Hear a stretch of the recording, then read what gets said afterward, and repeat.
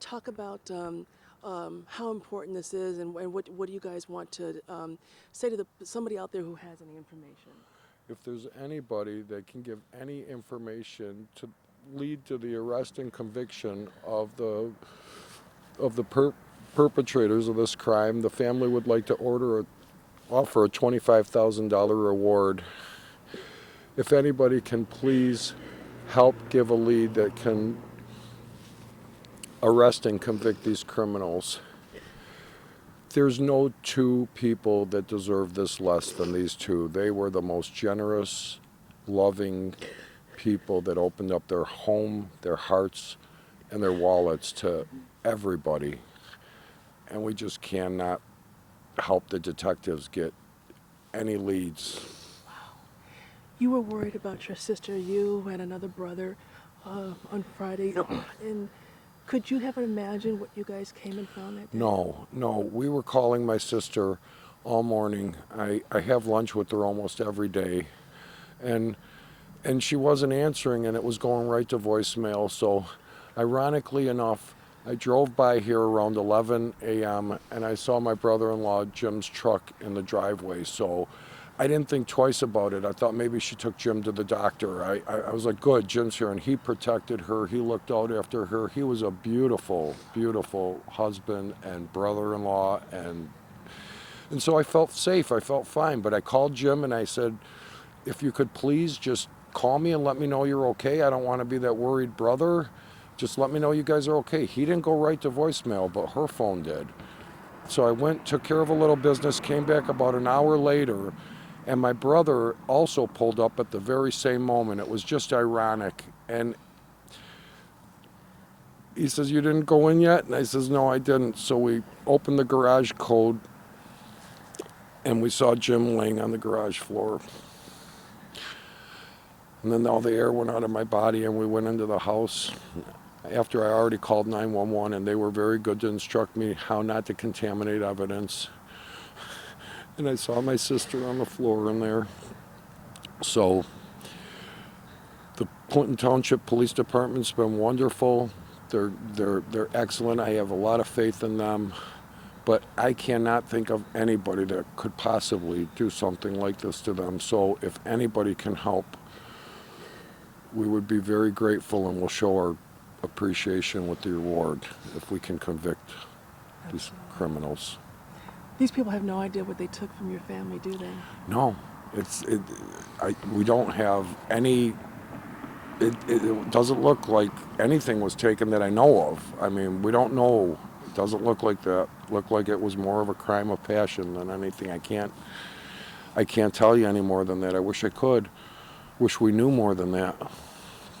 How, and Carol, if I could just ask you also, if you're comfortable answering, just talk about, these people, they have no idea the devastation they've caused, do they? No, they've taken away a sister, an aunt, a great aunt. You know, we have 4 grandchildren that called them Auntie Aya and Uncle Napkin Face, that were like second parents to them, that we can't even imagine how we're going to break that news to them. You know, a son and a daughter. It's unfathomable what they went through, and we just don't know why.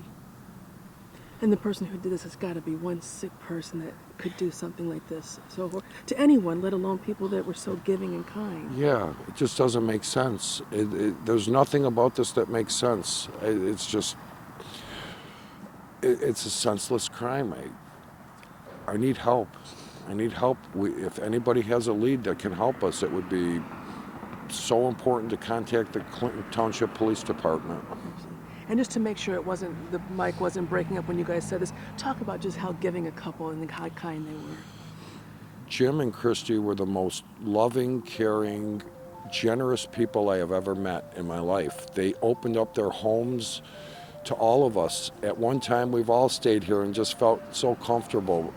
They opened up their wallets. They opened up their heart. Christy gave advice to everybody, called her daily, and she was just so helpful to everybody that she knew. I mean, you'll see how many people that loved her by and we are so grateful for the outpour of love and prayers from everybody, because it's a tribute to her and him and how they were. They were just beautiful people. And you were saying that Jim was like her protector. Jim loved Christy so much, and when I drove by the first time and I saw Jim's truck here, I was relieved. I just couldn't imagine that anything was wrong, because Jim took care of her and they took care of each other. They were best friends. They were just two peas in a pod. And first time I drove by, I wouldn't have thought twice about even trying to go inside the house, because I saw Jim's truck here. So I left and took care of a little business, and then I came back an hour later, and I looked at the garage, and my brother Michael pulled up at the same exact moment I did, which was almost like fate that I didn't go on the first time, because it's not like I would have been able to do anything. This crime happened on Thursday night. It didn't happen on Friday, according to the detective's belief.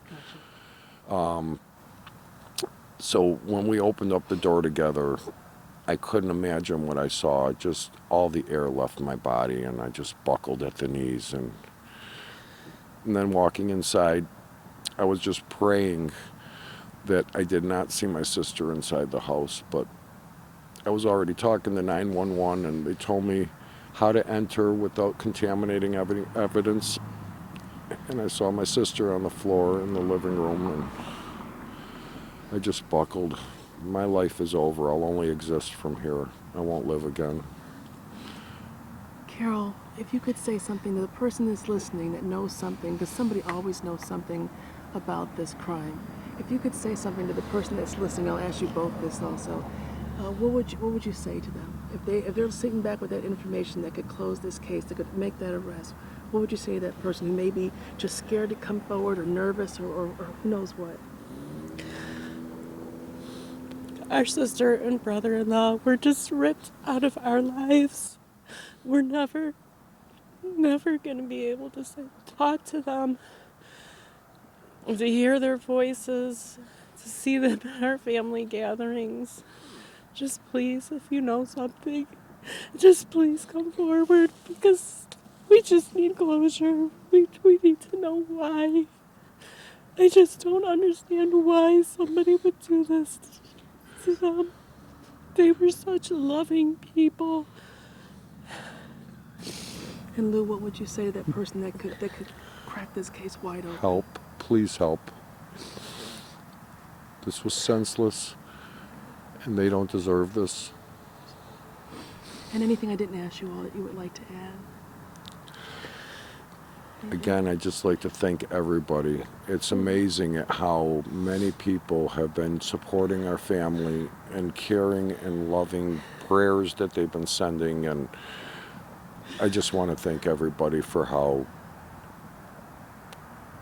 generous they've been.